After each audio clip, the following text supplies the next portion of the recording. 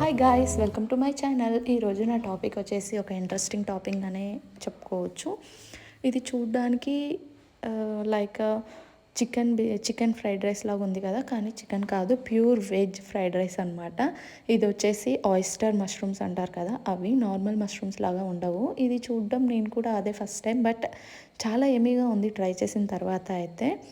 Normal mushrooms కంటే ఇవి చాలా హెల్త్ బెనిఫిట్స్ ఉంటాయి. లైక్ క్యాలరీస్ తక్కువ అండ్ ఫ్యాట్ కూడా తక్కువే, యాంటీ ఆక్సిడెంట్స్ ఎక్కువ, న్యూట్రియంట్స్కి విషయానికి వస్తే విటమిన్ ఏ, సి, కి, potassium, iron, magnesium, calcium, what not, ఇంకా విటమిన్ డి, చాలా విటమిన్స్ ఉన్నాయి.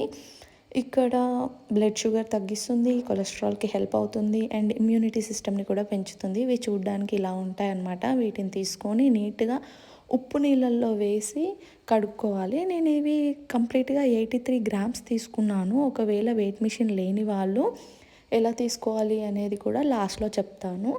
ఇవి ఉప్పు నీళ్ళల్లో వేసి నీట్గా వాష్ చేసుకొని నార్మల్ పీసెస్లా కట్ చేసుకోవాలి. మరీ చిన్న పీసెస్లా కాదు, నార్మల్గా కట్ చేసుకోండి. అండ్ టేస్ట్ ఫ్లేవర్ కూడా కొంచెం నాన్ వెజ్ ఫ్లేవర్ లాగానే అనిపిస్తుంది, బట్ ప్యూర్ వెజ్జే మష్రూమ్స్ కాబట్టి. సో ఇలా తీసుకొని దీన్ని నేను బాస్మతి రైస్ ఉంటుంది కదా, బాస్మతి రైస్ వచ్చేసి 1 కప్ తీసుకున్నాను. వెయిట్ మిషన్ లేని వాళ్ళు ఎలా తీసుకోవాలంటే, ఇది 1 కప్ రైస్, 1 కప్ తీసుకుంటే మష్రూమ్స్ 1 కప్ తీసుకోవాలన్నమాట.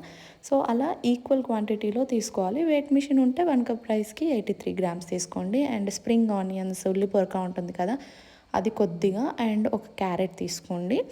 అండ్ ఇంకో విషయం ఏంటి అంటే, ఇవి నార్మల్గా సలాడ్స్ లాగా కూడా తింటారు, కానీ నేను ఫ్రైడ్ రైస్ లాగా ట్రై చేశాను అనమాట. సో సలాడ్ కూడా సేమ్ ప్రాసెస్, రైస్ ఒక్కటే యాడ్ చేయము, ఎమ్మీగా ఉంటుంది. అండ్ ఇక్కడ ఆయిస్టర్ మష్రూమ్స్ వచ్చేసి ఆయిల్ వేసామనుకో అబ్జర్వ్ చేసేస్తాయి స్పాంజ్ లాగా. సో ఆయిల్ వేయకుండా ప్యాన్ మీద ఓన్లీ ఈ మష్రూమ్స్ వేసి మంచిగా ఫ్రై చేసుకోండి. దాంట్లో ఉన్న వాటర్ కంటెంట్ అంతా బయటకు వచ్చేయాలి, లేకపోతే టేస్ట్ అనేది బాగుండదు తినడానికి. సో ఆల్మోస్ట్ 10 to 15 మినిట్స్ అయితే ఈజీగా తీసుకుంటుంది టైం అయితే.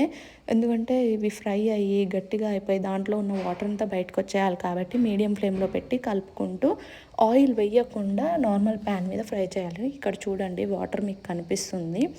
సో ఇలా ఫ్రై చేస్తూ ఒక 10 to 15 మినిట్స్ అయితే ఫ్రై చేయాలి. దాని తర్వాత కంప్లీట్ ప్రాసెస్ అంతా కావాలి అంటే నా ఛానల్కి వెళ్ళి చూడండి. కంప్లీట్ ఇలా బ్రౌన్ కలర్ వచ్చేయాలి. అండ్ నీట్గా కుక్ అవుతేనే, ఉడికితేనే ఫ్లేవర్ మంచిగా ఉంటుంది. ముందే చెప్తున్నాను, కచ్చపచ్చగా ఉడకబెట్టుకుంటే మాత్రం టేస్ట్ అనేది మంచిగా ఉండదు.